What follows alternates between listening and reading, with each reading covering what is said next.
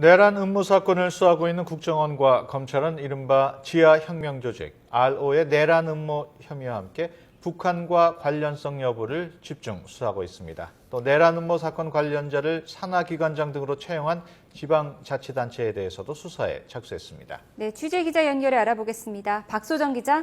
네, 수원지방검찰청에 나와 있습니다. 네, 오늘 수사 상황 먼저 정리해 주시죠. 네, 국정원과 검찰은 이른바 지하혁명 조직 RO가 북한과 연계돼 있는지를 집중적으로 들여다보고 있습니다.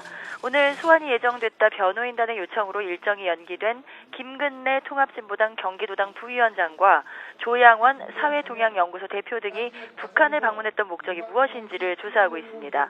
특히 RO가 북한에서 활동 자금을 지원받았을 가능성이 있다고 보고 통진당 이석기 의원이 설립한 CNP그룹의 자금 흐름도 쫓고 있습니다. 앞서 구속됐던 3명 외에도 지난 5월 합정동 모임에서 참여했던 RO 조직원 130명의 신원도 파악하고 있습니다. 핵심 조직원들이 얼마나 가담했는지도 가린다는 방침입니다. 국정원은 이와 함께 홍성규 통합진보당 대변인과 김양헌 평택을 위원장, 최진선 화성을 부위원장 등 3명도 추가로 출국 금지했습니다. 홍 대변인도 RO의 조직원인 것으로 파악하고 있습니다. 이제 수사 범위는 통진당 김재현, 김리희 의원까지 넓혀질 것으로 보입니다. 이런 가운데 이석기 의원의 변호인단이 오늘 오전 기자회견을 열었습니다.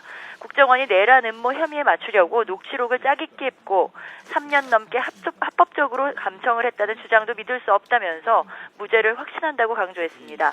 또 RO라는 조직 자체도 국정원이 만들어낸 허구라고 반박했습니다. 검찰이 내란 음모 사건 관련자를 기관장으로 채용한 지방자치단체 수사에도 착수했다고요? 그렇습니다. 검찰이 수사 대상으로 보는 부분은 내란 음모 사건 관련자를 산하기관장으로 채용하거나 예산을 지원한 지자체입니다.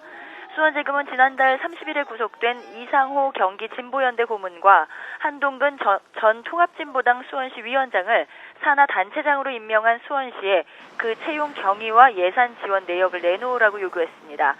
지난 2010년 지방선거 때 민주당의 후보였던 엄태영 현 수원시장은 민노당 후보와 단일화를 이뤘었는데요. 검찰은 당시 엄태영 시장이 이들의 채용을 약속했었는지 그리고 산하단체의 예산이 적법하게 쓰였는지를 조사한다는 방침입니다.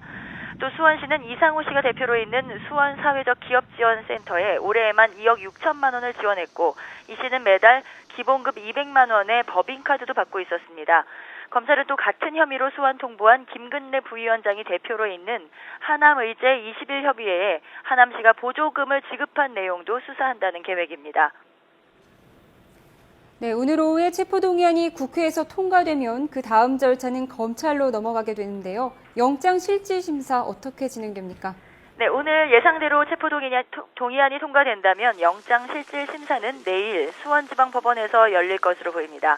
검찰은 이곳 수원지검에 공항전문검사 2명을 충원해 검사 6명으로 이루어진 이석기 의원의 영장실질심사 전담팀을 꾸렸습니다. 먼저 수원지법에서는 검찰에서 체포동의안을 건네받으면 이석기 의원에 대한 구인장을 발부합니다. 구인장은 일주일 기한으로 영장실질심사 참석을 강제하기 위한 것입니다. 그리고 이와 동시에 큰 예외가 없다면 실질심사 날짜를 내일로 정합니다. 이석기 의원이 이의 없이 법원에 출석한다면 실질심사가 진행되고 영장 발부는 내일 밤늦게야 결정날 것으로 보입니다. 하지만 이 의원이 심사를 거부하게 되면 최장 2주까지도 연기될 수 있습니다. 끝까지 법정에 나오지 않는다면 재판부는 서류만으로 심사를 진행합니다. 만약 법원이 구속영장을 발부하면 검찰은 이 의원의 영장을 강제로 집행하게 됩니다. 지금까지 수원지방검찰청에서 YTN 박소정입니다.